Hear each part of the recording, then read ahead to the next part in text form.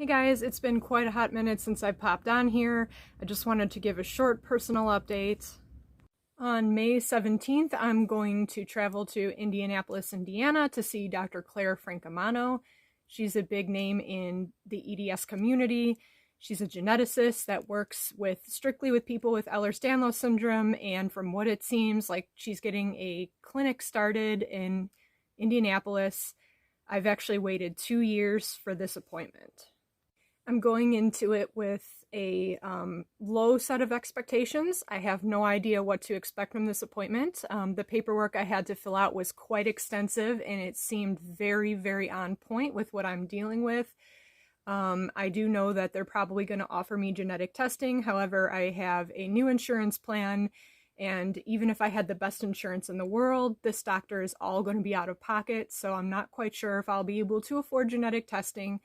But it will be nice to have an expert in the field take a look at my case and to give me the stamp of approval once and for all that I'm not crazy. And even if I don't have a hypermobile EDS diagnosis on paper, I can at least get something down on paper.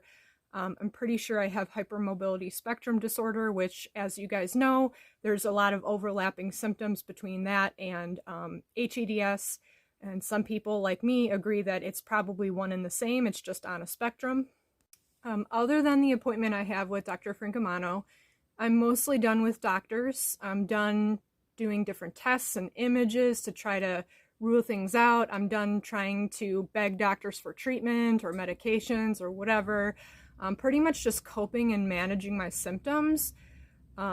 So this will be my last big doctor's appointment that I do before I really take a break and focus my financial situation on other things outside of the medical field, because as y'all know, it's very hard to find doctors that are understanding and that you can say that it's worth the money. A lot of times, unfortunately, it's not worth the money because they don't really know what to do with people with EDS. So that's pretty much it. And I'm also ping-ponging around ideas of starting a podcast, which is pretty exciting. There's a couple of Ehlers-Danlos related podcasts out there right now.